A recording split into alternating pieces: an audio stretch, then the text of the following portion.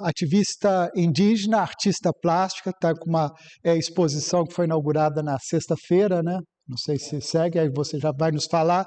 E com a Rita, prefere que a gente faça uma conversa, então vou fazer algumas perguntas e logo em seguida abrir para discussão para vocês também poderem participar e fazer perguntas.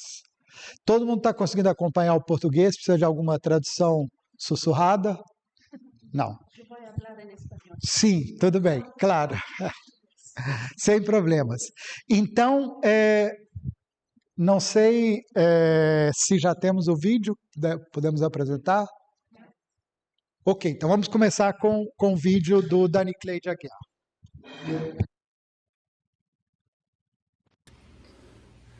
Olá a todos e todas, eu sou o Dani Cleide Aguiar, sou o campaigner sênior de floresta do Greenpeace Brasil e falo aqui da Amazônia, mas especificamente da região oeste do estado do Pará.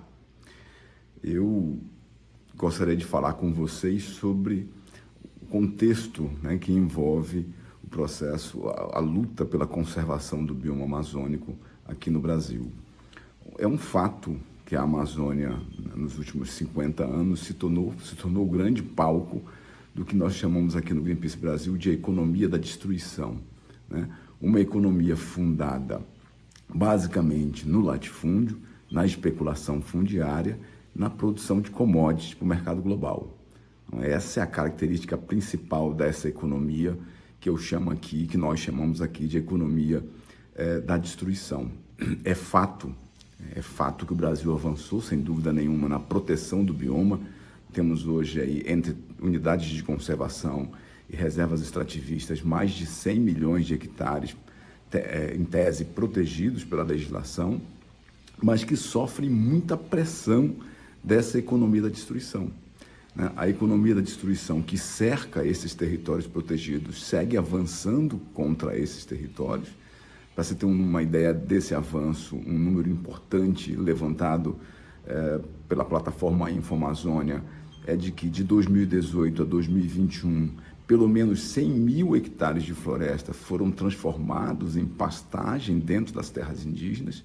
Isso nem se fala ainda da quantidade de floresta destruída pelo avanço do garimpo, pela extração ilegal de madeira, em vários outros espaços protegidos, como é o caso das reservas extrativistas e das florestas nacionais. Então é importante compreender que não é mais possível conter a economia da destruição. Nós precisamos superar essa economia, né? É importante passar por uma nova fase desse processo de conservação do bioma amazônico. Não basta mais apenas criar, né, áreas protegidas, é preciso superar todo o ambiente econômico da Amazônia nesse momento.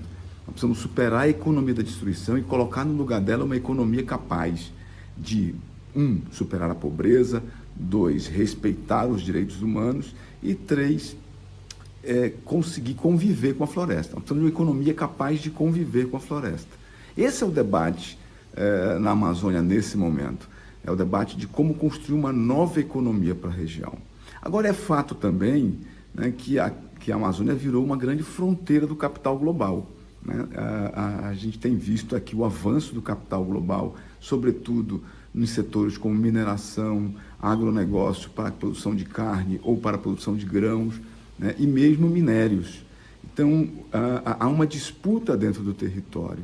E de outra forma, o próprio capital global, ele tenta se esverdear, ele tenta buscar aqui falsas soluções para manter a sua lógica de acumulação de capital. A Amazônia é palco hoje de uma grande disputa entre esta nova economia necessária e as falsas soluções colocadas na mesa, entre elas a economia verde. A gente tem clareza de que a economia verde nasce de uma lógica, de uma tentativa do capital de se afastar da condição de vilão da crise e traz todo esse debate para a Amazônia, tentando evitar aqui uma nova ordem econômica que inviabilize, né, o avanço do capital sobre os recursos naturais da região. E mais recentemente, a bioeconomia, apenas pela lógica da dimensão econômica, chegou nesse debate. eu tenho insistido e dito aqui no Brasil que a bioeconomia pensada apenas pela lógica da dimensão econômica não salvará a Amazônia. Nós precisamos de uma economia baseada no respeito aos direitos humanos, baseada no respeito a outros direitos e garantias fundamentais, como a demarcação das terras indígenas, como o reconhecimento dos direitos territoriais de povos e comunidades tradicionais da região, né? Garantindo a eles a inclusão digital, a inclusão econômica, mas esse debate baseado apenas na dimensão econômica, que se propõe apenas a pensar a acumulação de capital, é um debate que não serve para a região. Então, a bioeconomia, como está sendo debatida no contexto amazônico, ela pode, na verdade, causar um grande problema, que é a formação de grandes latifúndios verdes. Então, é importante, nesse momento, que nós sejamos capazes de separar o joio do trigo, como dizemos aqui no Brasil, e trabalhar uma profunda transição ecológica da economia brasileira, especialmente no bioma amazônico, garantindo assim uma nova economia para a região, capaz de conviver com a floresta, capaz de respeitar, né, todo o acúmulo dos povos e comunidades tradicionais em relação ao bioma. Então esse é o desafio que está posto para nós aqui no Brasil. Olá a todos e todas. Eu sou o Danicleide Aguiar, sou o campaigner sênior de floresta. De fato, em 5 minutos ele conseguiu quase que nos dar uma agenda de debate, já podíamos começar a discutir, mas obviamente que não é isso que nós vamos fazer. Vamos primeiro contar com as contribuições dos participantes da mesa. Começaríamos então, por favor, com a Karen Ziegler e o Guilherme de Queiroz. Bueno, yo voy a hablar en español porque puedo entender portugués, pero hablar es un poco difícil, entonces espero que está bien. Sí, ok, si no inglés está bien también. Bueno, tenemos un proyecto sobre bioeconomía y sustentabilidad en 3 países, entonces Brasil es uno y no es solamente Amazonía, es Brasil en general, y también Uruguay y Argentina. Y bueno, financiado también por un ministerio alemán y como ya escuchamos antes, hay siempre toda una política de financiamiento y entonces nosotros tenemos esta línea de investigación sobre bioeconomía, ¿no? Y bueno, es un concepto muy grande. Una de las ideas de base es reemplazar recursos fósiles con recursos biológicos. Entonces es una de las ideas para tener una transición hacia la sustentabilidad. Pero hay que decir que en nuestro grupo de investigación en ciencias políticas en la Universidad de Münster hemos dicho que ya tenemos un montón de estudios que dicen la bioeconomía no es automáticamente más sustentable o sustentable. Entonces hay que ver lo que se pasa en detalle. Y empezamos en los 3 países para ver un poco qué son los actores que toman este concepto de bioeconomía y qué hacen dentro de los países, cómo interpretan y después también qué políticas hay, cómo se pasa. Y bueno, no tengo tanto tiempo, vamos a escuchar un poco del caso de Brasil. Pero lo que es interesante es que no es lo mismo en los 3 países. Entonces tenemos redes y actores diferentes entre Brasil, Argentina y Uruguay. Y creo que sí, eso es una cosa importante de darse cuenta.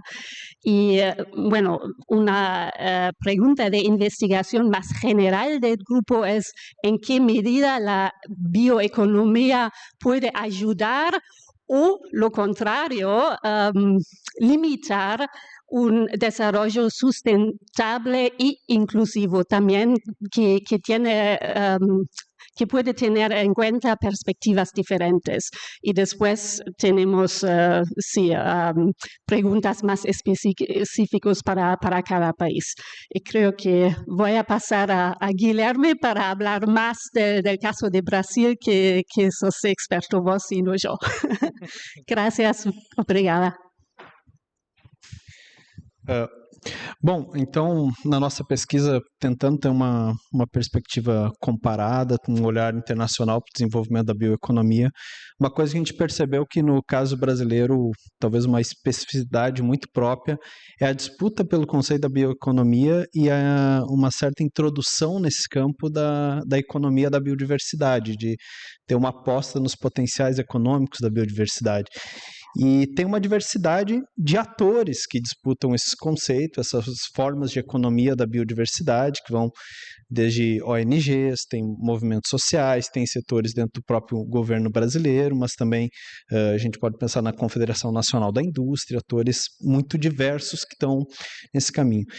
E a reflexão que eu venho propor hoje um pouco de riscos associados também à economia da biodiversidade, um pouco do pressuposto que a gente vem tratando na nossa pesquisa, que, bom, a bioeconomia não é automaticamente sustentável e uma condição para tu fazer transições para a sustentabilidade é identificar possíveis riscos, possíveis conflitos, possíveis efeitos negativos do desenvolvimento de uma bioeconomia, e esse pressuposto vale também para quando se pensa em uma economia da biodiversidade, e especialmente quando a gente pensa na introdução de lógicas e racionalidades próprias de mercados capitalistas em povos, comunidades, regiões nas quais a reprodução social não necessariamente é guiada pela lógica econômica capitalista, né?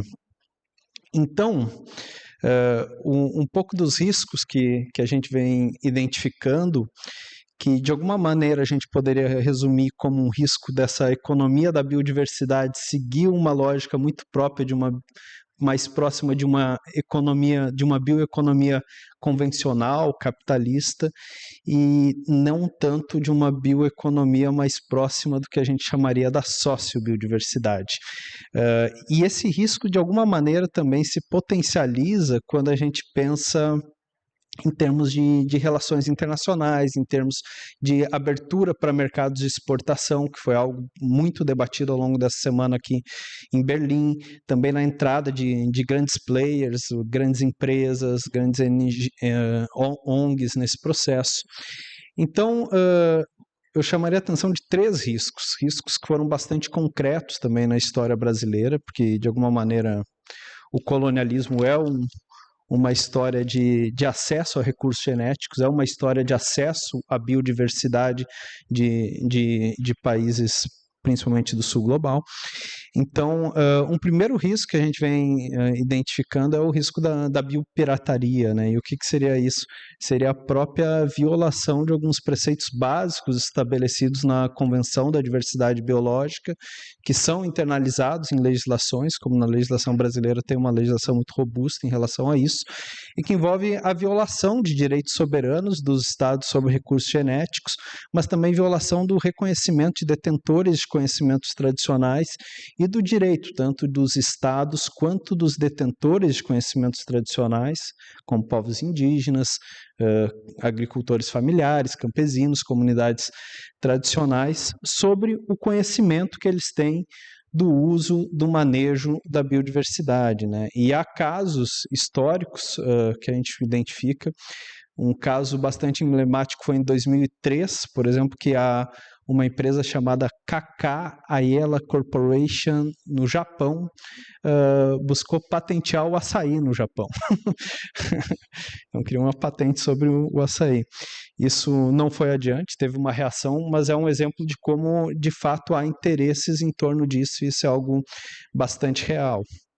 Então, essa preocupação com compliance, com legislações, com regulações de acesso a recursos genéticos e conhecimento tradicional é algo que precisa ter muito cuidado nessas relações.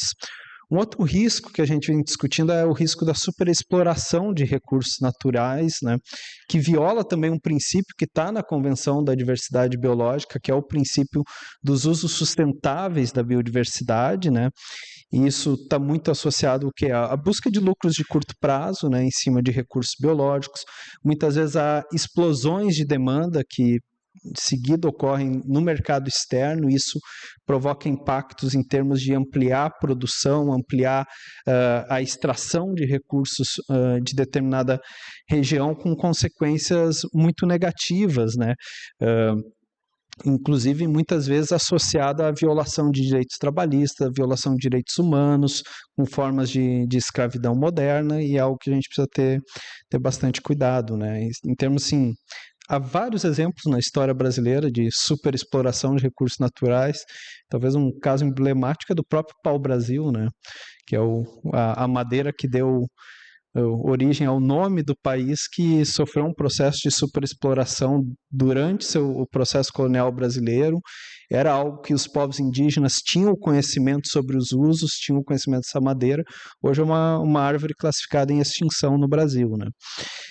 E o terceiro risco que eu acho que vale a pena enfatizar é a própria reprodução e geração de desigualdades nesse processo, né? Que aí a gente pode pensar toda a história do colonialismo, né? De reproduzir esses padrões históricos de dependência, de racismo, de violência, de expropriação do conhecimento dessas populações. Então, é preciso ter um cuidado para que a economia da biodiversidade no seu desenvolvimento não venha a reproduzir isso, né? E especialmente quando a gente trata de mercados também muito voltados para exportação, né? Porque pode ocorrer, esses novos produtos da biodiversidade, especialmente produtos alimentícios, pode ocorrer, uma situação em que consumidores do norte global venham a usufruir do bem-estar, da saúde, de todos os benefícios desses novos alimentos, enquanto por questões como, por exemplo, elevação de preço, as próprias populações das regiões originárias desses recursos venham a sofrer de insegurança alimentar, não tenham mais acesso a esses recursos, né?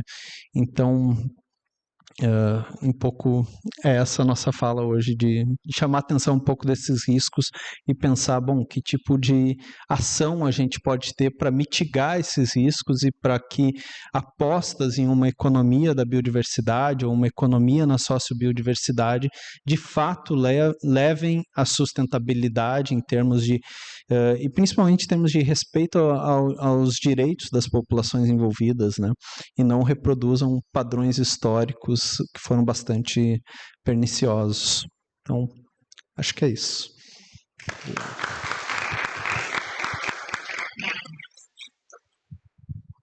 Muitíssimo obrigado, Karen e Guilherme. Uma apresentação compacta, mas que já traz muitos elementos.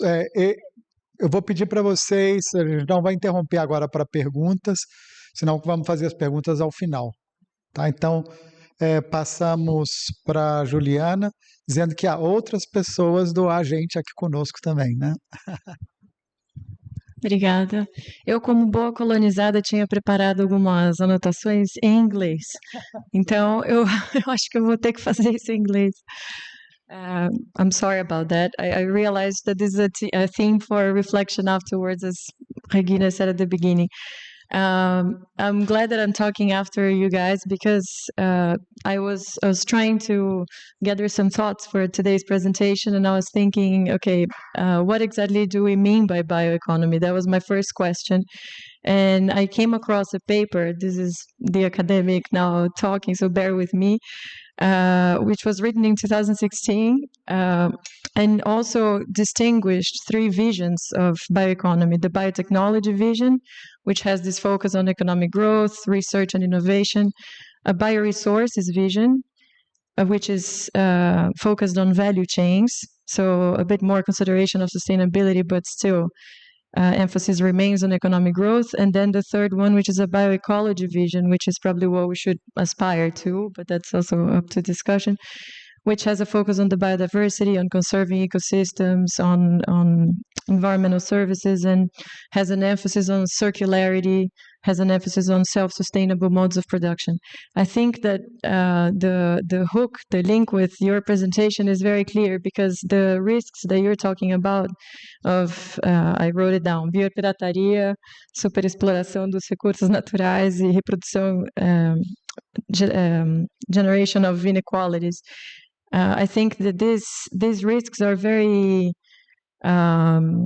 they're going to be almost natural consequences of the visions of bioeconomy that are based on forest products, but that look at products and not at processes, not at the outcomes that this would have for biodiversity or people. So they don't think it's not a systemic vision. It's basically the reproduction of what we already have in the Amazon today. The same idea of resource exploitation, extraction, and it's not really going to consider other more systemic consequences. So to step back a bit, I wanted to say that yes, when I was thinking about the program, I saw a colonial approach, and I was thinking of power imbalance, of all the forces that are acting in the Amazon nowadays. We know that the current economic model there is still very much one of extraction. As I said, it's highly dependent on exploitation, and this was already the case back in colonial times, but it continues because of a constellation of factors, including current economic dynamics, so land use change for mining, logging, agribusiness, as we've already discussed. And then when we talk about bioeconomy as a promising strategy, as a potential decolonial approach, I think we have to be very careful. So I'm echoing your points here and some of the things that we already discussed in the first panel, because then we don't take the risk of it becoming the same but in a different packaging, so to say, right? So maybe it's also worth mentioning that some of the prevalent views or narratives of concepts which were coined by the EU, by the OECD, by the one that was used in the COP27, for example, in Egypt, they all have their own definition of what bioeconomy is. They have different objectives, different outcomes, of course.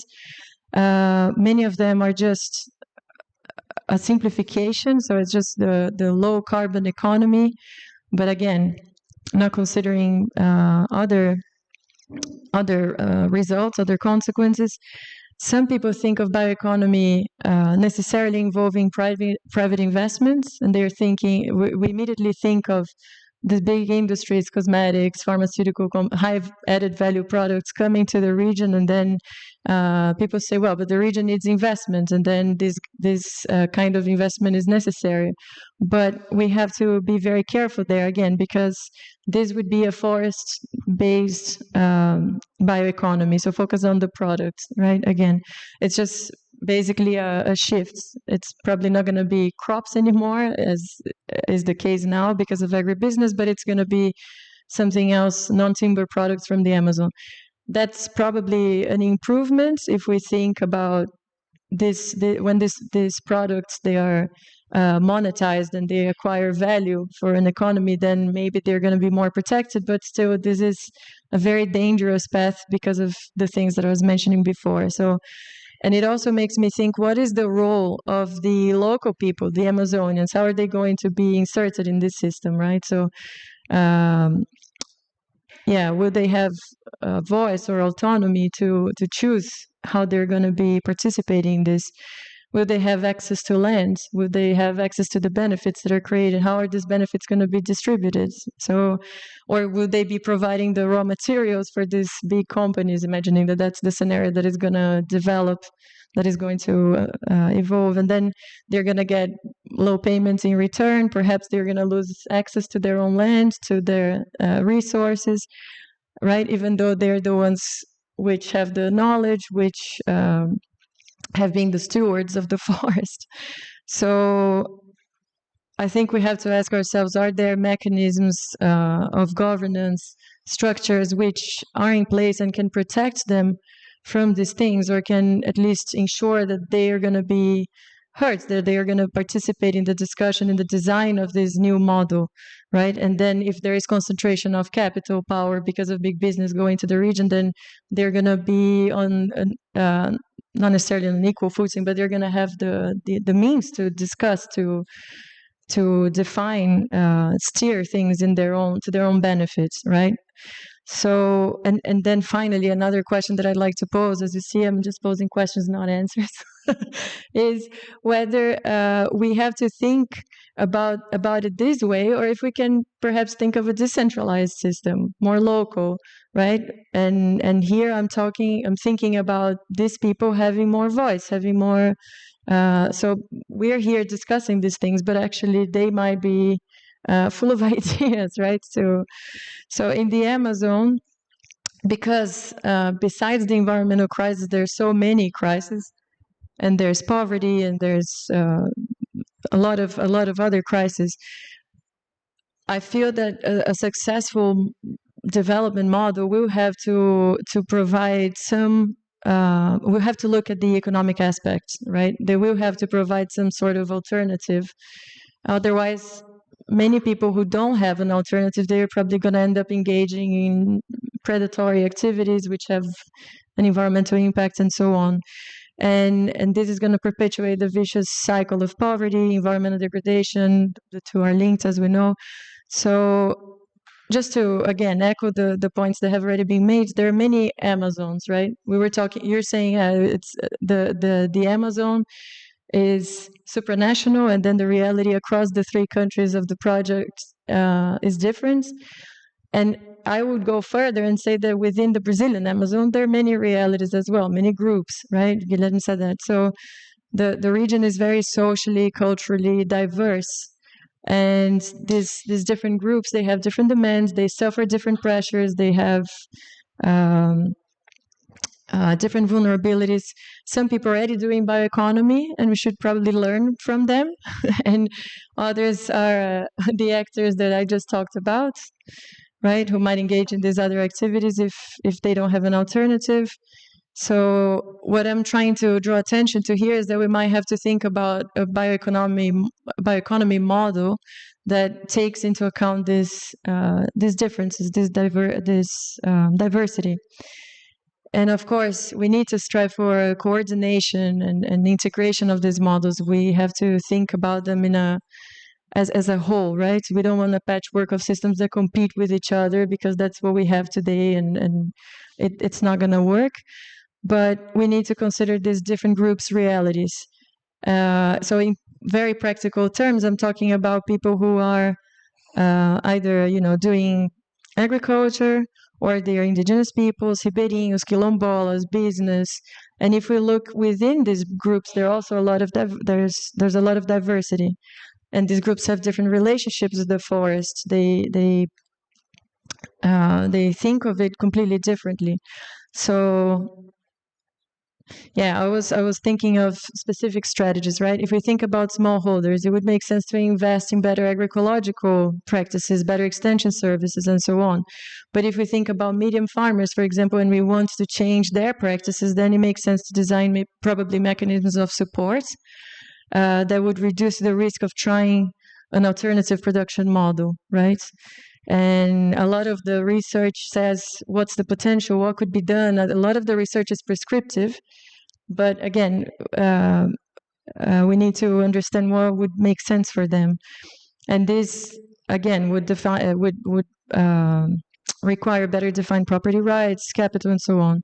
Then if we think about the larger farmers, which are the export-oriented ones with highly technified operations and with the big impacts, then we should probably think of deforestation-free supply chains. We should think about how to ensure law enforcement for the people who clear the forests, and an effective communication strategy maybe, because we don't want to reinforce a sense of polarization that already exists there. We want to engage them in the solutions. So, and here I will just make a parenthesis and talk about the decolonial approaches and how research is colonized, right? And this, again, has been said before, but I think that it needs to be very much emphasized. Regina was talking about that example, and she made it clear that, it's not just about us. There's a whole system behind. We can try to do our best, and we can go to the region, we can talk to people there and hear them, but there's a whole system. The system goes from how research is done to how research is published, to how we think about research, how research is financed. We have to think about So, for example, we know that most of the research being published is about the big four, right? The big four crops, which are, I don't know, 80% of the protein that is consumed worldwide, right? So I'm talking about wheat, soybean, maize, and rice. And we don't do research about wild foods. We don't do research about smallholder systems. I mean, there is research, sure. I'm not ignoring the good research that already exists, but I'm saying these things are still understudied, that we need much more. And if we compare, then we don't have enough, we don't have much of this. And this colonization of research goes beyond that, because it's not just about who finances the research and what topics are being researched or how the research is done, but it's also about our ideas, as we heard in the first panel, about what is scientific evidence, what we should be valuing, right? So there's an interesting paper called Hierarchies of Evidence, and they talk about how the knowledge from indigenous peoples, traditional knowledge, is dismissed because it's considered inferior or not as important. So these are all things to think about, that when we're thinking about the strategies, we also have to think about research. We have to think about everything, basically. We have to, to solve the world's problems. So yeah, what I'm trying to convey here, the message I'm trying to convey, I guess, is that we need a bioeconomy which is inclusive. No. We need to have an inclusive bioeconomy. I'm not saying inclusive just because of the moral imperative of not leaving anyone behind, which is not up for discussion, but I'm talking about having a model for bioeconomy that takes this diversity into account, that includes everyone to some degree, minimally, because otherwise, as I said, there will be competition between these models. We're gonna be just repeating the exact same thing. So I'm talking about this need to get everyone on board for a deeper, broader bioeconomic transformation, right?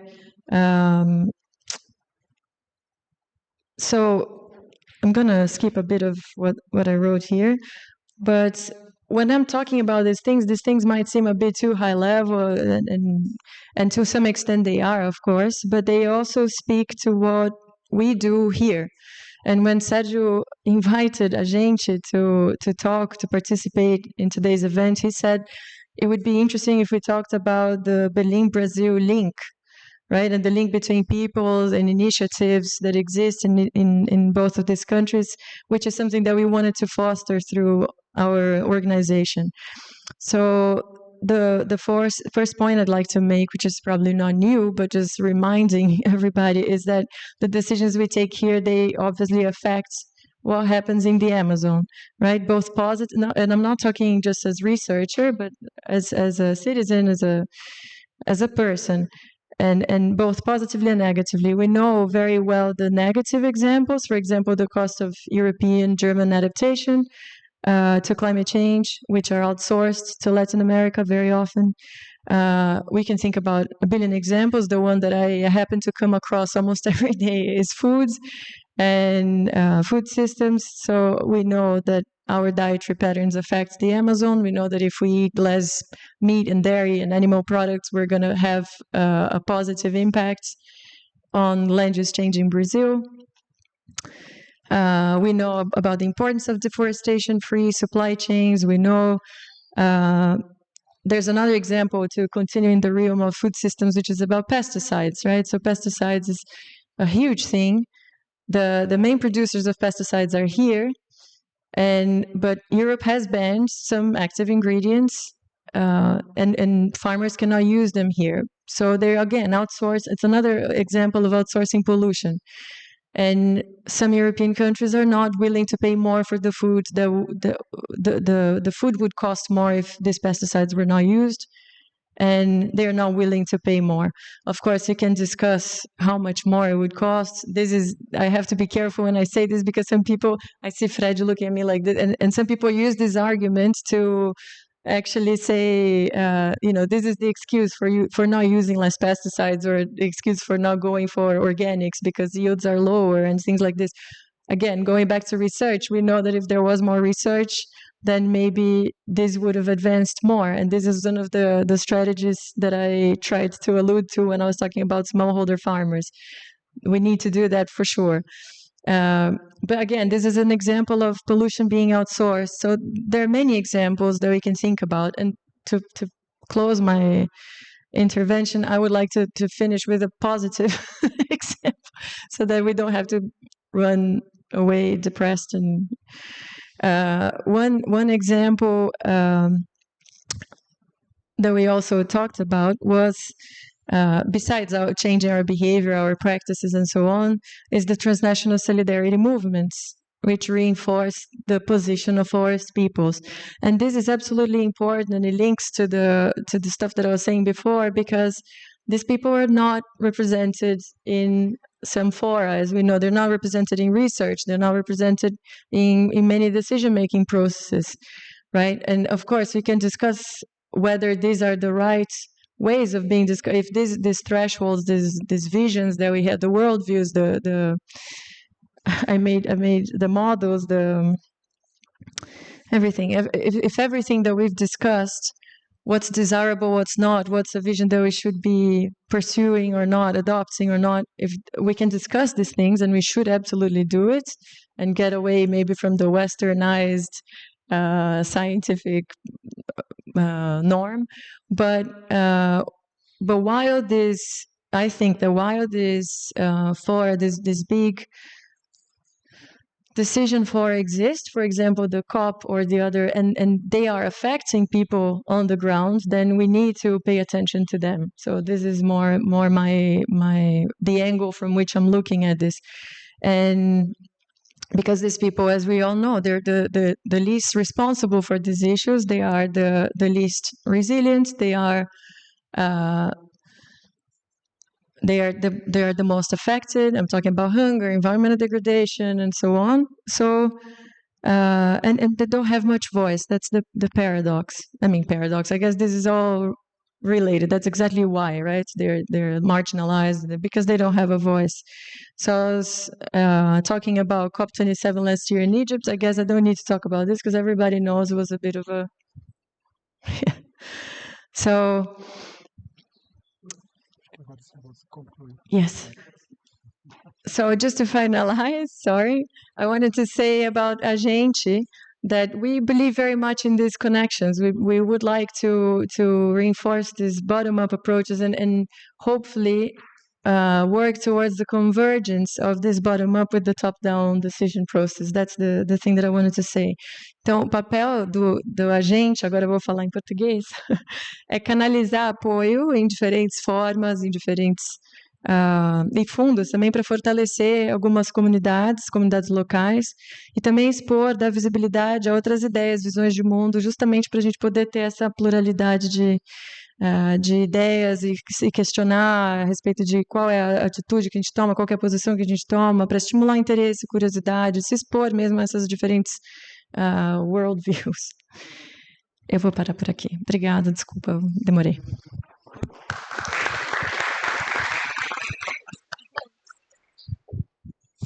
Muitíssimo obrigado, Juliana. Acho que a sua intervenção conecta vários aspectos do que a gente vinha discutindo, começando com a ideia da economia da destruição, mencionada na primeira intervenção, depois a bioeconomia, quais são um pouco aprofundando e desenvolvendo a ideia dos riscos, etc.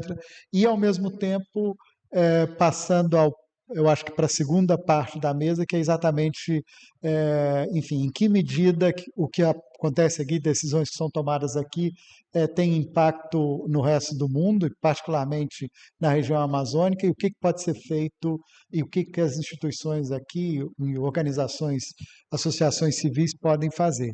Então, acho que aí foi uma excelente ponte para passar para o Simon, que é precisamente vinculado à organização Living Gaia, que vai nos dizer um pouco da organização e, enfim, como é que essa conexão Berlim, de alguma maneira, Amazônias, vocês fazem isso, né?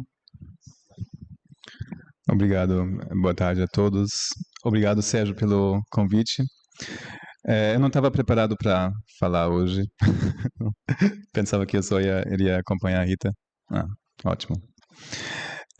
Mas, enfim, eu trabalho com essa organização que chama Living Gaia, baseada aqui em Berlim, há 2 anos e meio, mas eu já trabalhei antes no Brasil em pesquisa de conservação, principalmente, na Amazônia, na Bahia, como pesquisador, e agora eu trabalho como Project Manager na Living Gaia, que é uma ONG que existe há 10 anos, aqui em Berlim, foi fundada por uma senhora que chama Alexandra Schwarzschilling, que hoje não pode estar aqui, mas ela estabeleceu há 10 anos atrás uma conexão forte com o povo Uniquim, que a gente tem a representante Rita conosco aqui hoje, que é um povo que mora no estado do Acre, e também uma parte deles mora no Peru também, então essa região fronteiriça. E a gente trabalha com vários projetos apoiando o Uniquim, né? Sempre o foco maior é o diálogo, então a gente viaja muito, também convida muito o Uniquim para cá, então sempre tem esse diálogo muito forte. E apoiando de uma forma,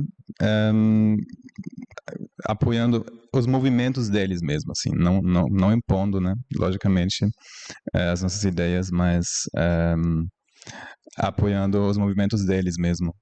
E no começo era principalmente o foco em fortalecer os movimentos das mulheres dentro do Uniquim, que eu acho que a Rita vai falar um pouquinho melhor sobre isso. E nasceu um grande projeto de conservação de terra em 2018, quando o Bolsonaro foi eleito, e todo mundo entrou em pânico, que não sabendo o que iria acontecer, mas contando com o pior. Daí se deu a chance de fazer um projeto de conservação de terra, que é uma terra de 17 mil hectares, que era uma fazenda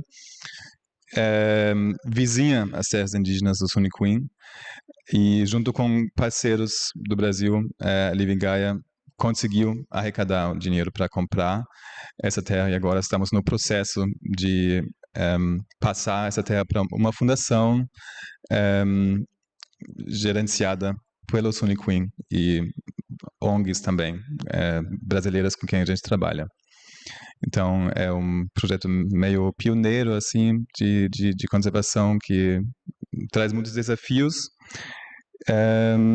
e que, infelizmente, eu acho que é importante ter essas iniciativas, onde o governo não tem mais, né? Agora mudou um pouco, já tem novas terras indígenas demarcadas dentro do Brasil, mas o estado do Acre é o estado com o crescimento mais rápido de conversão de terra, de floresta, para pastagem de gado. Então, é bem crítica a situação lá também, mesmo sendo ainda, felizmente, fora do Belt of Deforestation, né, onde mais desmatamento acontece. Ainda a floresta mais preservada relativamente dentro do Acre, mas você sobrevoando vê o quanto as pastagens, partindo dos rios, vão comendo a floresta. E então esse é um projeto nosso. A gente trabalha com outros projetos também, por exemplo, de água limpa, que é uma questão na região, e de soberania alimentar, que também tem uma insegurança alimentar muito grave. Então, não é aquele mundo que muitos imaginam, assim, tudo vivendo em harmonia, tem muita caça, tem muito peixe. Infelizmente, não é a realidade lá. E a gente faz o que a gente pode para apoiar, junto com uma rede também de ONGs que atuam na região já há bastante tempo. E sobre bioeconomia, assim, eu não sou especialista, a gente não trabalha também com bioeconomia, só uma coisa que me surpreende muito quando eu converso com pessoas, que várias pessoas pensam assim, mas eles ganham dinheiro, os indígenas, para aqueles que eles precisam de dinheiro, eles não moram na floresta, não tem tudo na floresta. Infelizmente, não tem tudo na floresta. E já chegou a economia do dinheiro lá, mesmo sendo uma região isolada.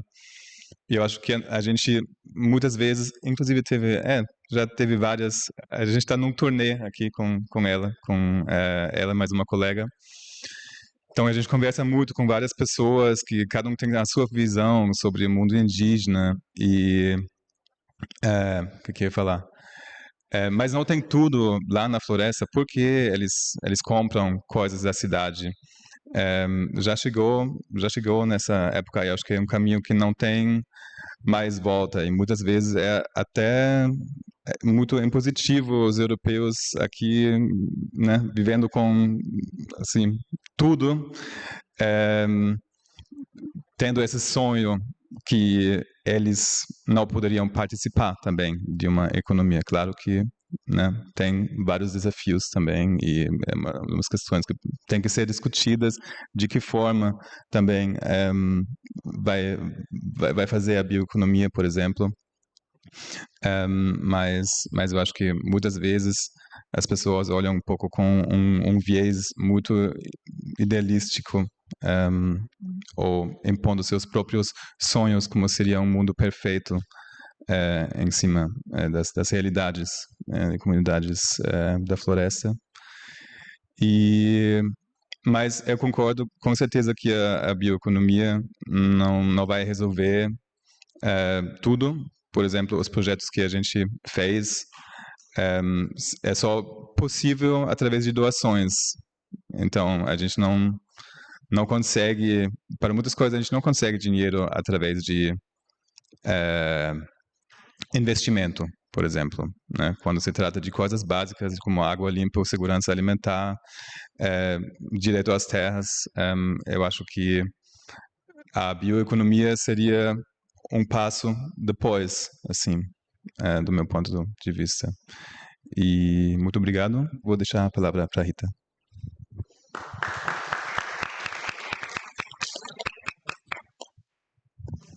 Muito obrigado, Simone. Que sorte que pedimos para você falar também. Acho que foi muito interessante apresentar o trabalho da Living Gaia e é um tipo de, digamos, de trabalho que é menos visível para quem não conhece. Eu já conheci um pouco, mas acho que uma oportunidade também de apresentar para um grupo maior de pessoas. Então, passamos agora para a Rita Runicuin. Ela já foi apresentada no começo. Rita, mas, enfim, a gente combinou de fazer uma espécie de diálogo. Começamos o diálogo e depois abrimos para o diálogo com todo mundo.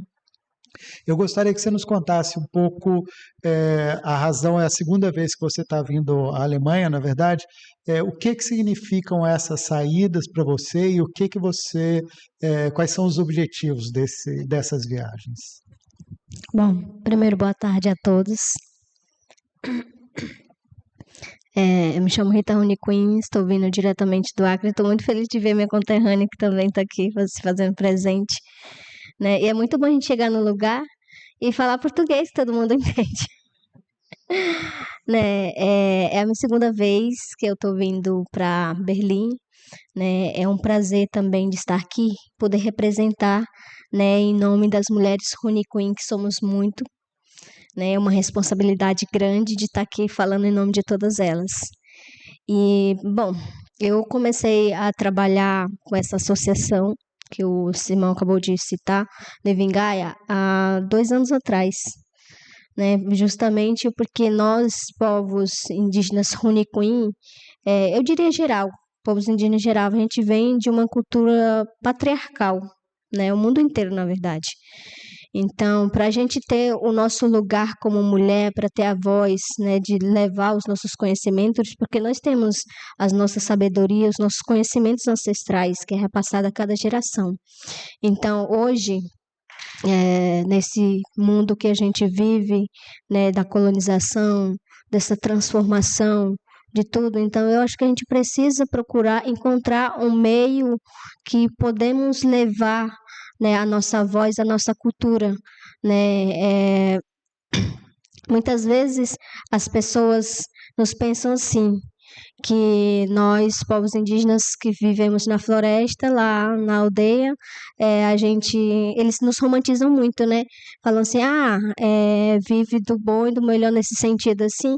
E às vezes eu costumo dizer que muitas vezes a gente não está vivendo ali, flutuando entre as folhas, né? Nós temos também a nossa realidade, infelizmente, né? Que esse capitalismo, essa visão do mundo nauá, que nós chamamos pessoas não indígenas, né, que começaram a impor dentro da nossa cultura. Infelizmente, nós temos a nossa realidade, né? Temos buscando sempre uma forma de procurar uma saída, assim, da nossa sobrevivência, sem afetar muito a nossa cultura. Né? Então, a nossa vinda para cá, tem eu e uma outra colega indígena, que infelizmente ela não pôde estar aqui, foi justamente vir, né, trazer o trabalho das mulheres, representando o trabalho das mulheres Runicuim, e ao mesmo tempo levar o conhecimento daqui para repassar para elas, né? Porque a gente é uma espécie assim de porta-voz, de trazer e levar ao mesmo tempo. Então, de todas as formas, estamos... É uma forma de comunicação, né? Através dos nossos cantos, através da nossa cultura, através das nossas culturas tradicionais, né? Através das mídias. Então, de todas as formas, das pinturas, né? Estamos tentando nos comunicar com esse mundo da sociedade, do qual as pessoas vê de um olhar diferente do nosso, né, do olhar indígena.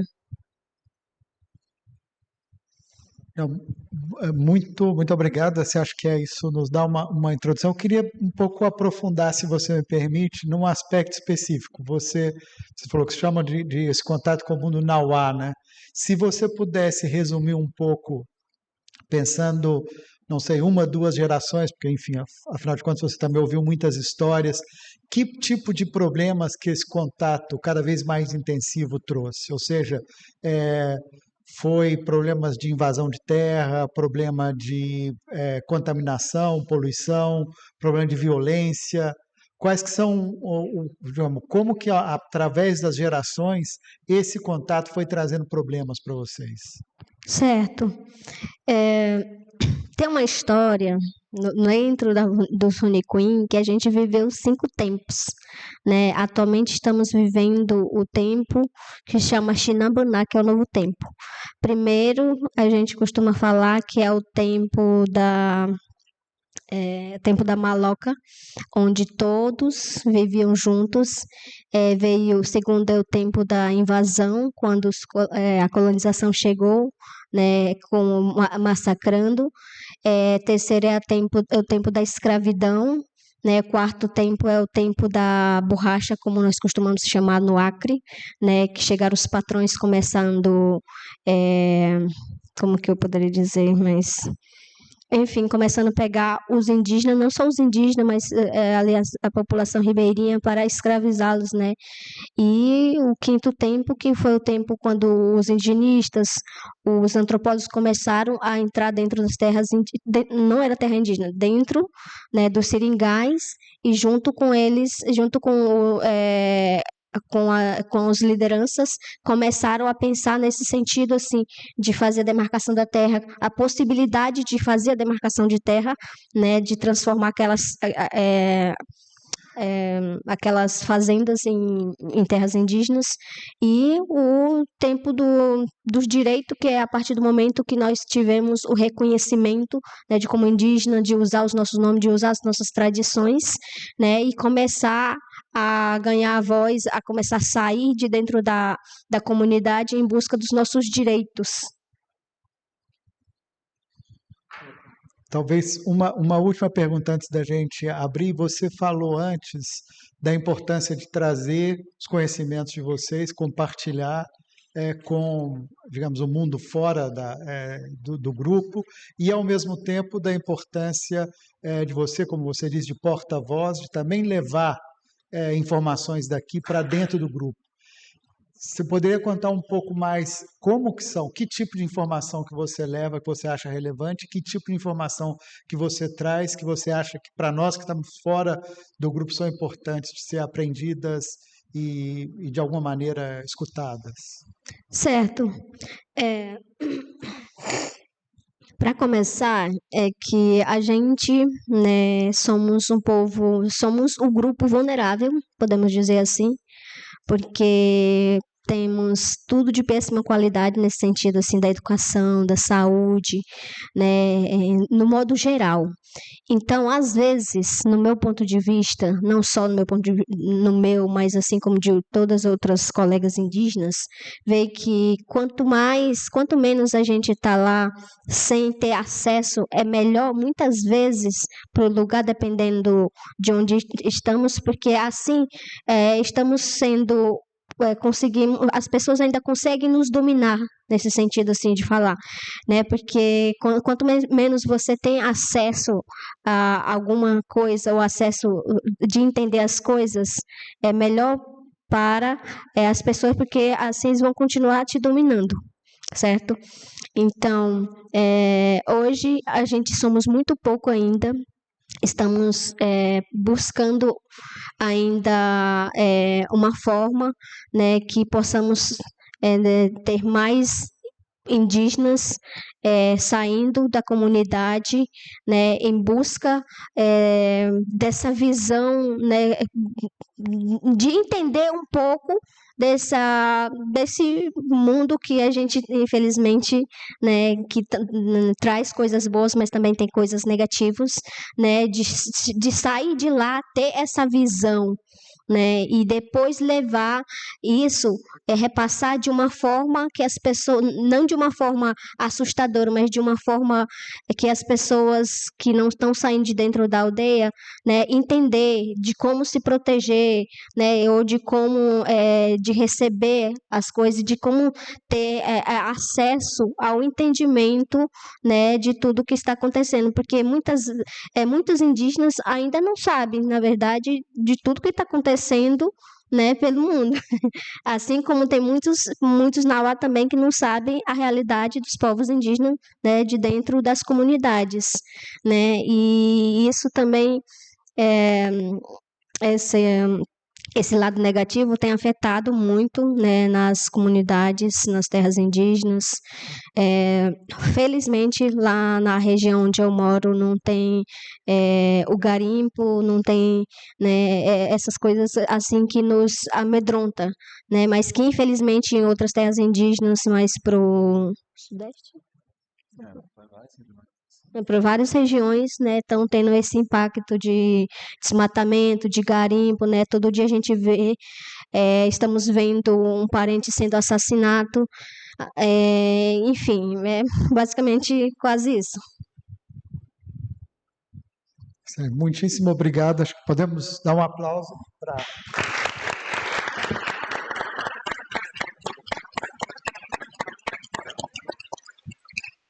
Um aplauso pela apresentação, pela discussão, mas também, sobretudo, pela luta, que não é fácil, né?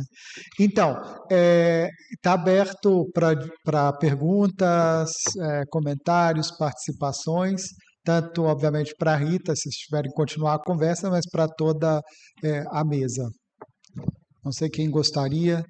Falou-se muito de alimentação, sei que tem aí um pesquisador da área de...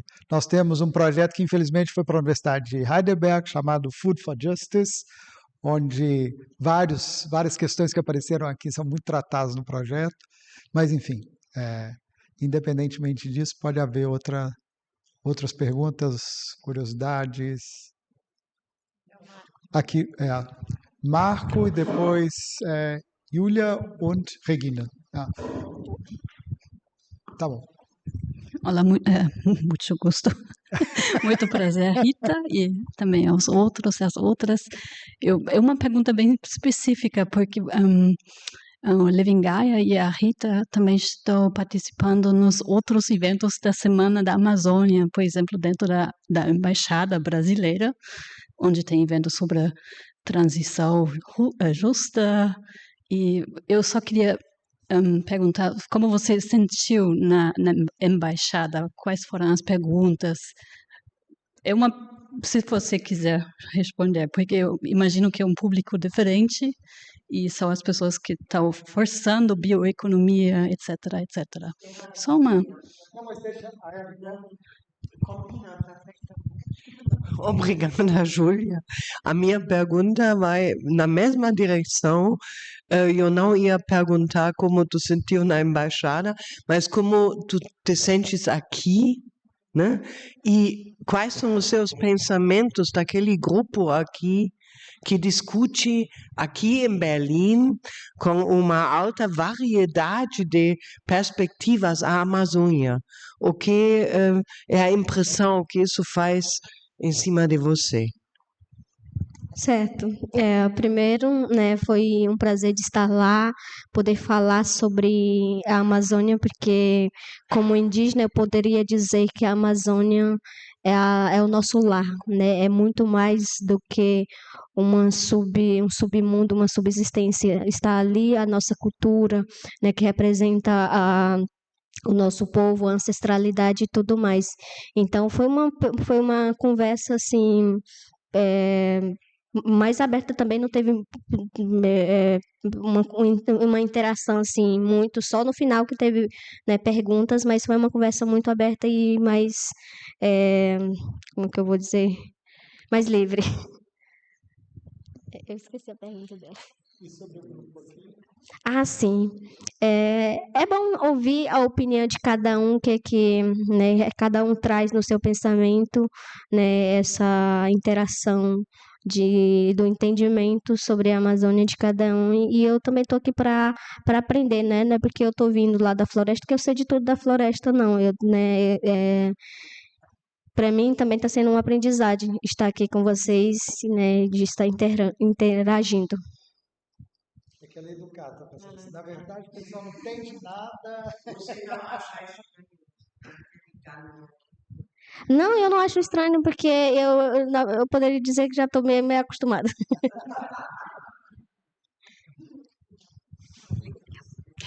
Boa tarde. Primeiro agradecer pelo convite, Guilherme. Sou Tatiana Balzon, sou diretora de Bioeconomia da Cooperação Técnica Alemã no Brasil, da GIZ no Brasil, e já trabalho com esse tema há 20 anos.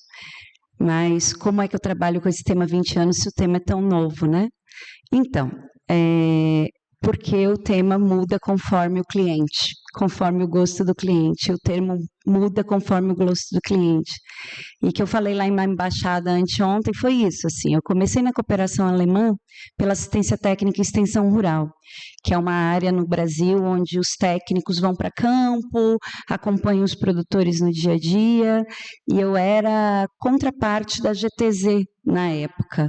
E aí eu fiz muito curso do PPG-7 de promoção das cadeias dos produtos florestais não madeireiros. Ok, esse era o nome da época. Aí depois a gente muda, logo 2 anos depois, para trabalhar a promoção das cadeias dos produtos da sociobiodiversidade. Aí depois a gente muda para trabalhar com a promoção da economia verde. Depois dos negócios sustentáveis na Amazônia. E agora, vindo de uma demanda do BMZ de cima para baixo, Tati, teu programa de promoção das cadeias da sociobiodiversidade vai mudar o nome para promoção das cadeias da bioeconomia. Ok, a gente faz conforme o cliente, mas com quem que a gente segue trabalhando? Com povos e comunidades tradicionais, com as regiões da Amazônia. Então, assim, eu costumo dizer que se as pessoas estão no centro e no protagonismo, não existe outra economia. A economia é a mesma, a gente é regido pelo capital. Então, assim, incluir as pessoas no centro, a governança dessas pessoas como protagonista, é que vai dar o tom do que economia nós estamos falando. Muito, eu sei que conceito é sempre uma disputa, mas pensar nas pessoas muito mais do que no conceito e no papel que elas exercem nesse protagonismo, nessa agenda, é que vai fazer a diferença. Então, eu digo, não dá para falar da Amazônia sem os amazônidas. Não dá para fazer sem eles. Não dá mais sem eles falar deles sem eles. Então, acho que é muito importante esses momentos aqui. Fico muito feliz que a Rita, minha conterrânea lá do Acre, esteja aqui também. E falei isso na embaixada. Então, independente do conceito, não dá para fazer sem eles. O que esse conceito diz para eles? O que a comunicação, a Rita é uma comunicadora, o que a comunicação, a internet, a energia, traz de diferente na vida dela, né? E traz a diferença nesses PCTs. Ele falou, né? Mas essas pessoas precisam de dinheiro para quê? Senão elas não pagam um celular, senão elas não pagam a internet, senão elas não se comunicam. E essa é a ferramenta hoje de segurança dessas pessoas, né? Então, acho que cada vez mais abrir essa discussão é super oportuno para que as coisas não caiam lá conforme o gosto do cliente, conforme o gosto do freguês. Acho que era isso.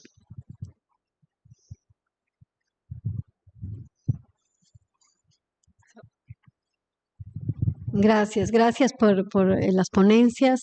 Yo sí quisiera retomar la pregunta del compañero de Perú, de como academia, ¿qué estamos haciendo, digamos, para realmente movilizar? Porque el cambio no va a venir a mí me parece, de los discursos oficiales, sino de realmente una movilización de la sociedad civil. Entonces yo cuando oigo, digamos, de colonización, yo pienso que no podemos seguir hablando en el marco de la mercantilización de la naturaleza. Y oigo economía circular y es una palabra que usa Repsol. O sea, las empresas están poniendo la agenda. El cliente está poniendo la agenda. Y entonces los pueblos amazónicos son los que están sufriendo las consecuencias de esa agenda del capitalismo verde.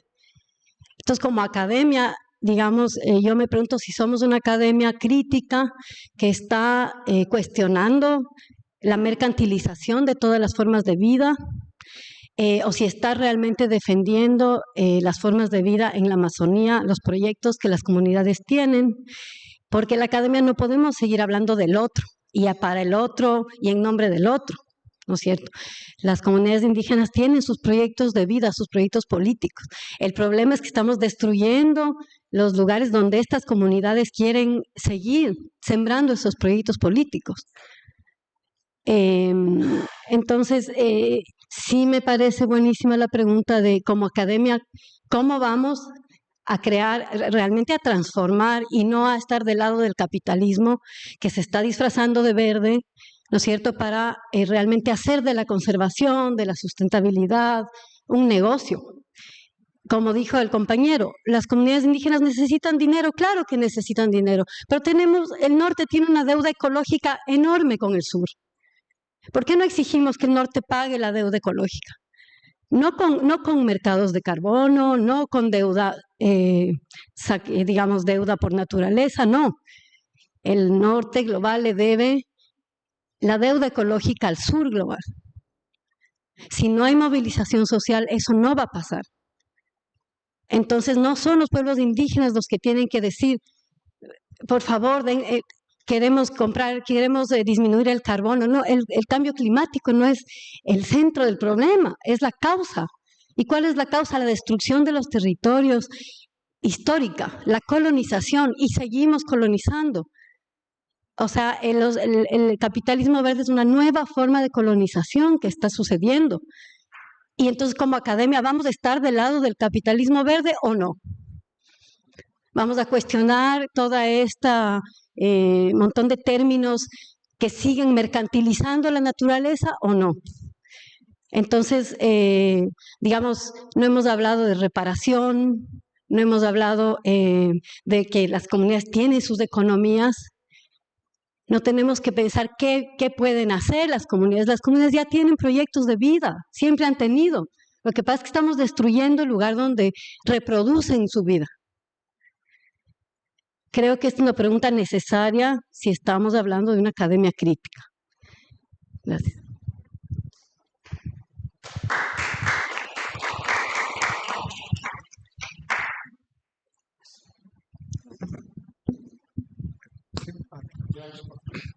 Bom, boa tarde. Meu nome é Marco Antônio Teixeira, eu fui pesquisador daqui, agora estou em Heidelberg, o Sérgio me entregou. Eu tenho um comentário, talvez saia uma pergunta no meio, mas eu queria mais refletir junto, assim. Esse debate sobre os conceitos, né? Enfim, não é só um debate sobre o conceito, porque os conceitos têm implicações sobre a vida, né? Tem implicações sobre a política, sobre que desenho de política que vai se ter, que tipo de ação vai se desenvolver. Por exemplo, dialogando com a colega da GIZ, a gente estava lá, né, nesse debate da embaixada, né, e estava se discutindo o próprio conceito de floresta, né, o que é a floresta, né? Nesse desenho da política da União Europeia, se entendendo floresta primária, se vai deixar, a gente está discutindo se existe alguma floresta que seja primária, né, que também estava lá nesse debate dizendo que uma floresta amazônica é uma floresta cultivada na relação dos povos tradicionais, comunidades indígenas. Então, que conceito é esse de floresta que vai ter implicações sobre a vida, sobre que tipo de política vai se ter, né, para esse território, digamos. Então, eu acho que esse conceito não é uma coisa, né, essa discussão não é uma coisa à parte no mundo. Bom, e aí eu acho que tem esse conceito da bioeconomia, né, que está olhando de 5 anos para cá, eu fico impressionado como isso ganhou força, né, e fôlego no Brasil. Eu acho que tem uma diferença que a gente precisa olhar. Eu não estou acompanhando isso de perto, assim, como que tem uma coisa é o conceito e o uso que isso é feito no Brasil. Eu acho que eu estou falando do Brasil porque eu pesquiso o Brasil, né?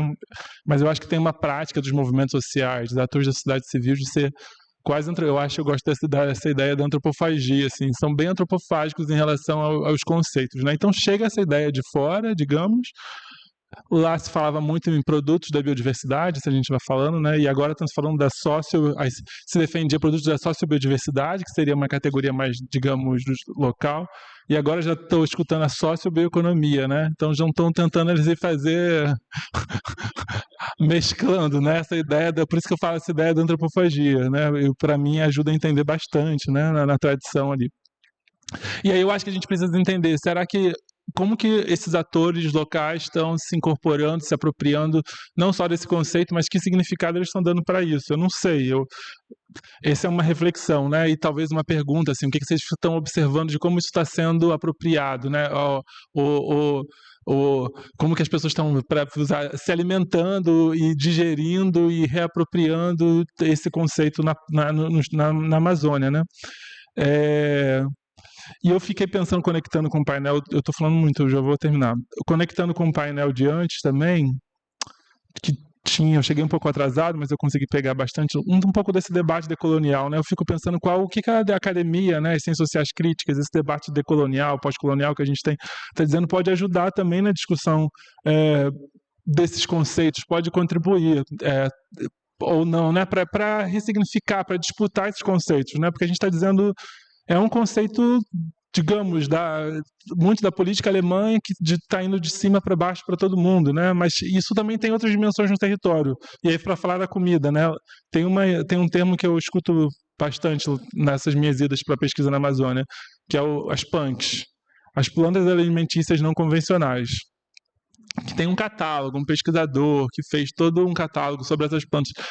E aí eu escuto as pessoas com quem eu entrevisto, as lideranças indígenas e povos tradicionais, assim, mas eu comia isso em casa o tempo inteiro, né? Era o que a gente é não convencional para quem, né? Quem é o sujeito desse não convencional, né? Que estão catalogando. Então eu acho que eu trouxe esse debate decolonial porque eu acho que ele pode fazer uma contribuição para a gente pensar nesses debates desses conceitos, dessas categorias que estão sendo feitos e de repente criar pontes de diálogos entre norte e sul, ou também entre dimensões de colonialismo interno que existem dentro da Amazônia também. Então seria legal se vocês puderem contar um pouco se dá sentido para a mesa, como que vocês estão vendo isso sendo apropriado e digerido na vida social, nas experiências de vocês. Obrigado.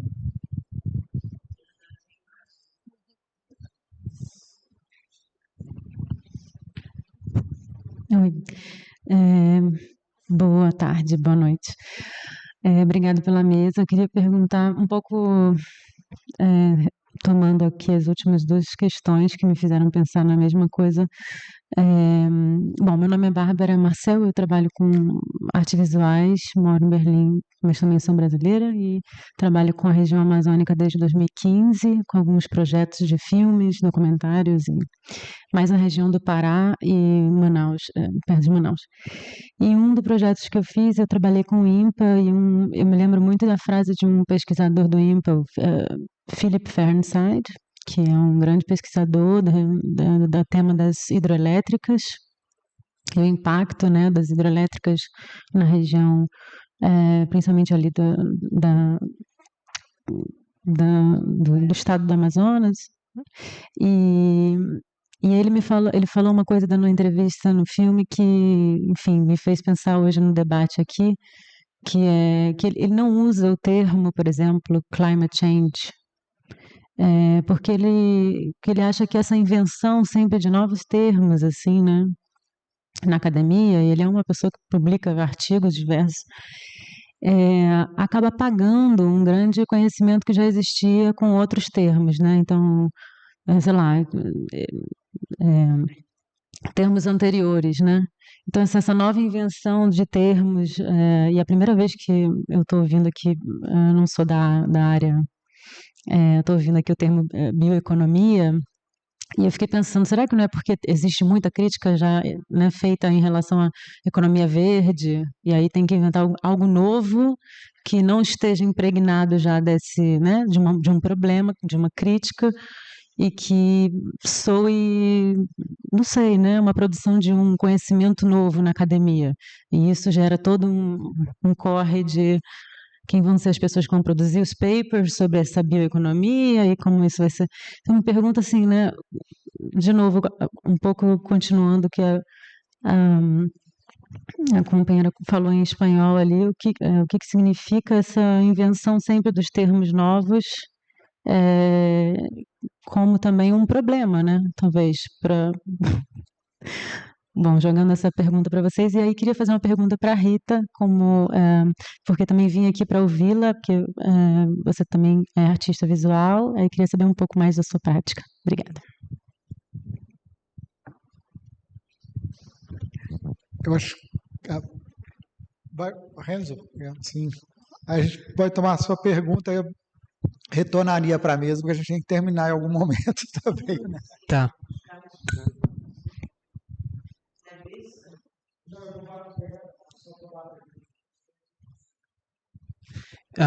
Então, vou fazer uma pergunta pequena, mas acho também importante ver provavelmente as coisas desde outro ponto de vista, né? Que é desde o início, com o vídeo da pessoa do Greenpeace, é lógico e eu acho que está claro para todos nós que tem muita coisa para mudar. Só que eu percebo ainda que a gente vai fazer distinto não é claro, tá? E poderíamos ver o negócio da bioeconomia, sendo que já teve outros nomes antes, como uma oportunidade para mudar as coisas também.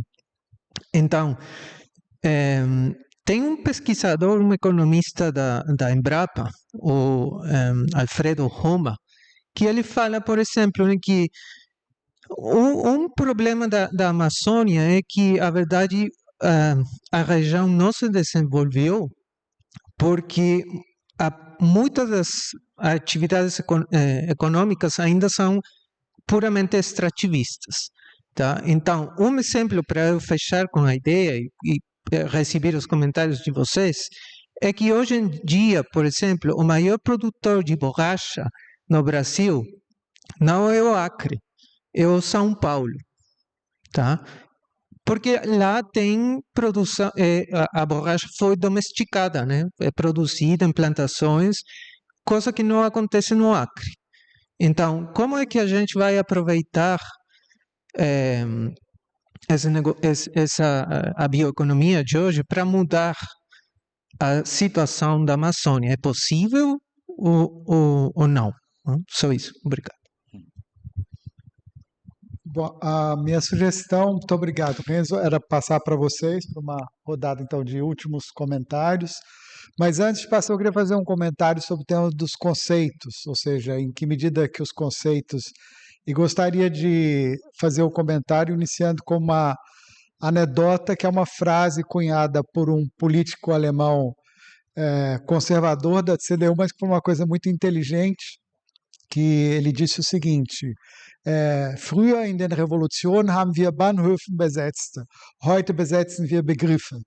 Exatamente. Antigamente, nas revoluções, a gente ocupava as estações de trem. Hoje, nós ocupamos os conceitos.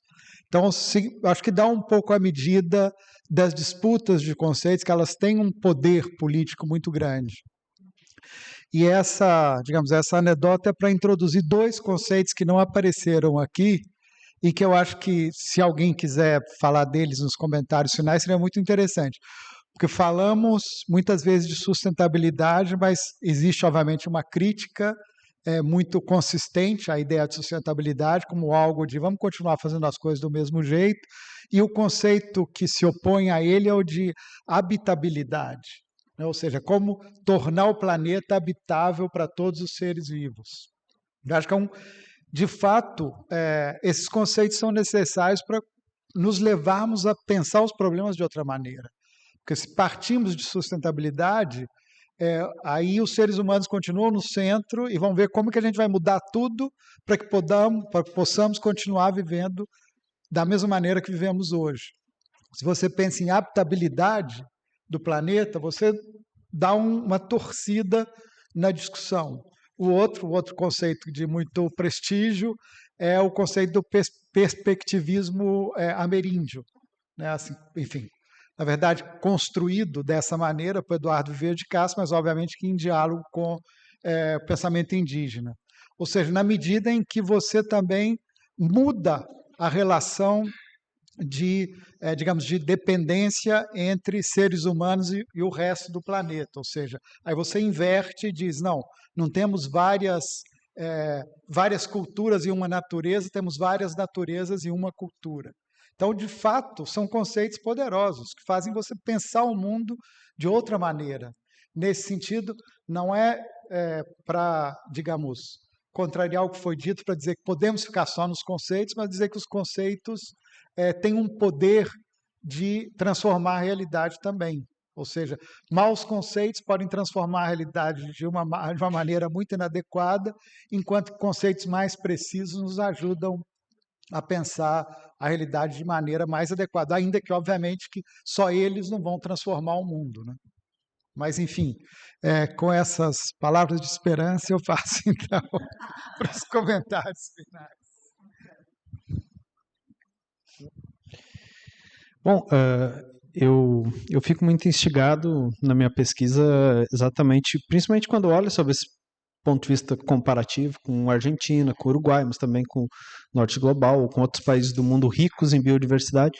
Bom, por que no Brasil o conceito de bioeconomia passou a ser disputado, né, e passou a ter... Eu acho que a antropofagia é um termo bem interessante para pensar nisso.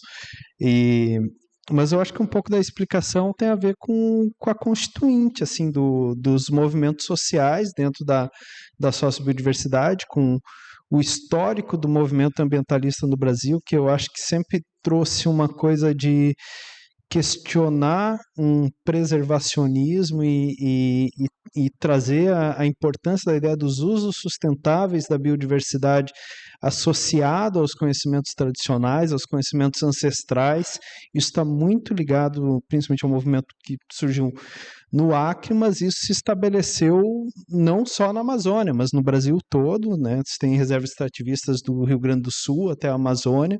No Rio Grande do Sul, lá no Sul, é um tema muito forte, tem movimentos organizados em torno disso, isso tornou legislação, né? Foi uma conquista a ideia de reservas extrativistas. E quando, nos anos 2000, a Marina Silva se torna ministra do Meio Ambiente, obviamente tem um significado enorme, né? Porque é vindo diretamente desse movimento lá do Acre para o centro do Ministério. E aí que começa também a se avançar em termos de políticas públicas nessa área da sociobiodiversidade. Bom, e com uma série de transformações, na medida que vai transformando os conceitos, à medida que isso também vem muito do norte global, é aquela coisa, né? Vem o poder de impor um conceito, se pensar, mas também tem um poder local, tem um poder dos movimentos sociais ali instituído que é capaz de adaptar aquilo estrategicamente, né? Então não é só mudar o conceito, mas é adaptar estrategicamente para acessar recursos, para disputar as políticas públicas, para garantir a sobrevivência de um campo no momento em que com toda a mudança de poder que teve no Brasil, especialmente em 2019, mas também desde 2016, né, isso foi bastante significativo. Então, eu acho que isso explica bastante, assim, né, de por que a biodiversidade. Só que num campo de disputa, porque nesse campo não estão só os movimentos sociais, tá a grande indústria, tem interesses internacionais, tem um avanço muito forte de interesse em termos de biotecnologia nessa. Então, tem capitais que estão disputando isso que a gente chama de uma economia da biodiversidade no Brasil.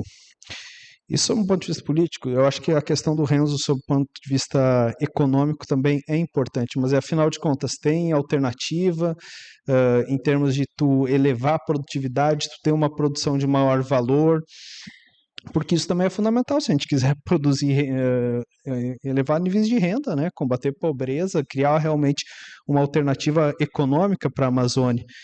Mas aí a única alternativa é tu criar novas culturas, criar novas monoculturas a partir do que hoje está na biodiversidade, na floresta?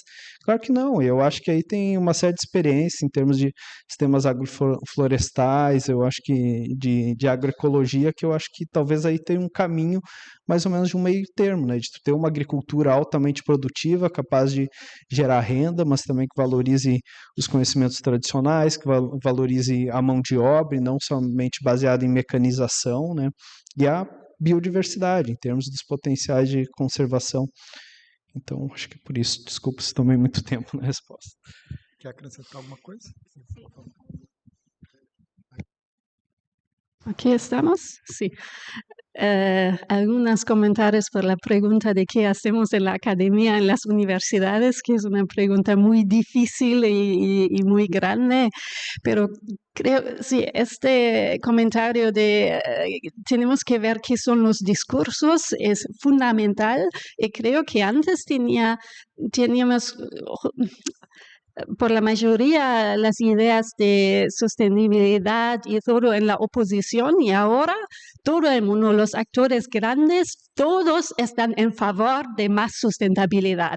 Entonces ahí hemos visto un cambio, y de una manera sí está bien, pero creo que ahora el trabajo académico y de otros también es ver, bueno, de qué hablan y qué son las visiones diferentes de sustentabilidad, y que también son los actores y los intereses que van a proponer visiones diferentes. Creo que en esas agendas es fundamental ahora, porque no podemos decir solamente, sí, estoy en favor de la sustentabilidad. Creo que hemos pasado eso. Y sí, creo que también podemos decidir, ¿no?, qué son las prioridades de la investigación. Y vos has dicho que son un 80% de estudios sobre los 4 grandes, la mayoría de los estudios sobre los 4 grandes producciones agrícolas, soja y maíz y 2 otros. Entonces podemos decir, bueno, vamos a hacer investigación sobre otras cosas, ¿no? Y al final, un comentario también al panel anterior, creo que vos dijiste, no me gustan los ODS, y lo puedo entender, pero creo que también de la parte de la investigación no podemos ser estratégico también. Yo también sí, los ODS son un gran discurso y todo, pero creo que hay una oportunidad de decir, bueno, pero esos son los ODS, no es solamente, no sé, Zero Hunger, pero también el 16, Peace, Justice, Strong Institution, o también nosotros podemos tomar los aspectos que son relevantes y utilizarlos para la argumentación. Entonces, creo que sí, la investigación de una manera puede ser estratégico. Gracias. Bom, eu escutei todas as perguntas com atenção e eu concordo com praticamente todos os pontos que foram levantados. Eu não tenho muito a adicionar. Eu acho que talvez alguns comentários rápidos sobre os conceitos. Eu acho que eles são causa e efeito de algumas de alguns padrões que a gente vê, que existem, né? São a causa e são o resultado de uma ideia, de um padrão, e eles também reforçam esse padrão, né? Eu também acho que a gente não deve focar nisso. A gente às vezes fica muito stuck, né? Muito preso no nome, e esse talvez não devesse ser mas não. Mas, claro, a gente tem que saber que sim, eles têm muito poder, né? Como o Sérgio estava falando, e podem ser bem definidos e terem uma consequência positiva ou não. Mas mesmo os bem definidos, eles podem ser apropriados também, né? E eles todos estão imbuídos de uma visão de mundo, de uma... enfim, então... Claro, eu concordo, basicamente. Também acho que a gente precisa envolver as pessoas que moram lá, claro, e tem que entender que existe uma diversidade grande de pessoas que moram lá com vários... E a gente claro, tem que focar lá, mas também tem que entender que tem outras fontes de pressão e tudo mais fora, né? Então, a gente precisa dar um jeito de não perder nada disso de vista. A academia precisa ser mais crítica, muito mais crítica, claro.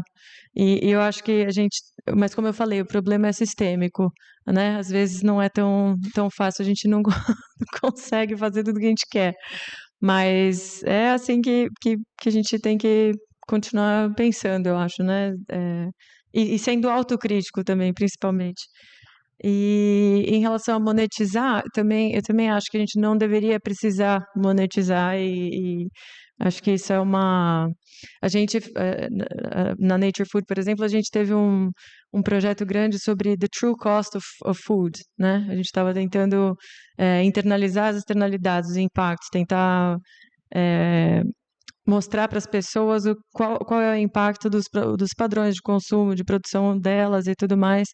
Mas, de fato, a gente pode questionar muito e deve questionar muito a necessidade de monetização, né? Porque as coisas têm um valor intrínseco, têm valores diferentes para pessoas diferentes, enfim. Então, o desafio está justamente em reconciliar todas essas visões. A gente não tem essa resposta, mas se a gente puder usar essa onda de pesquisa e tudo mais, de interesse para olhar para a Amazônia como uma oportunidade, como alguém falou, acho que foi você, Karen. Eu acho que a gente não pode ficar também stuck no que não está dando certo. Eu acho que é isso. Obrigada.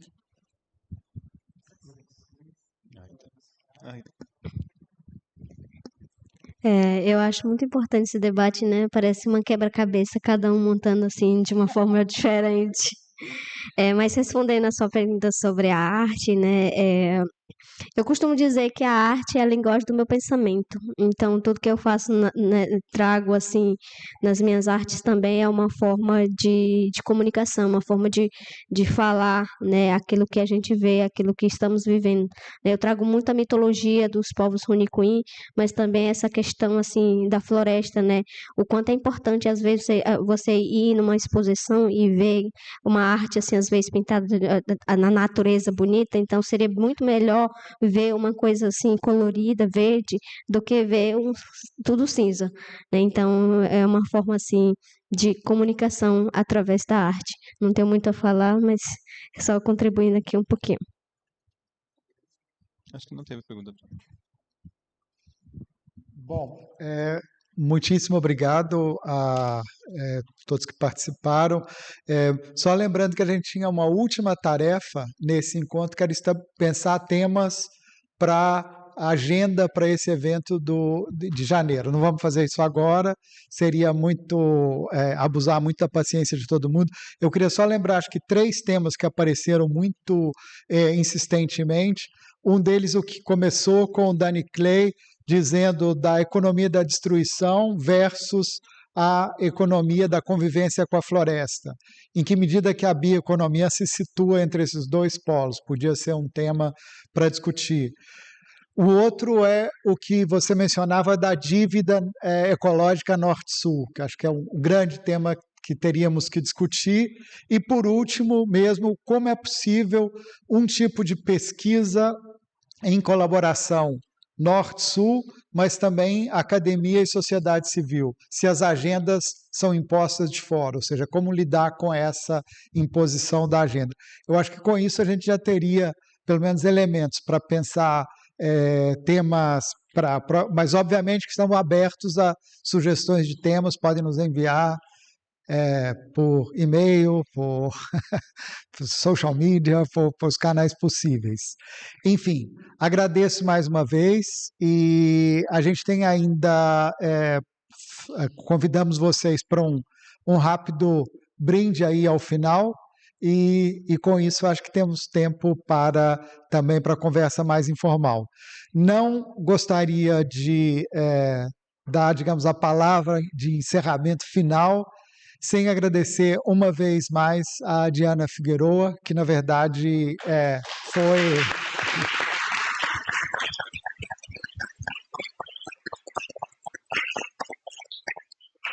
Muitíssimo obrigado, Diana, e Regina também pela colaboração, Cláudia e Nina, que não estão aqui, mas que também participaram. Bem, então, assim, boa noite para todo mundo e continuamos a conversa informal lá fora. Muito obrigado.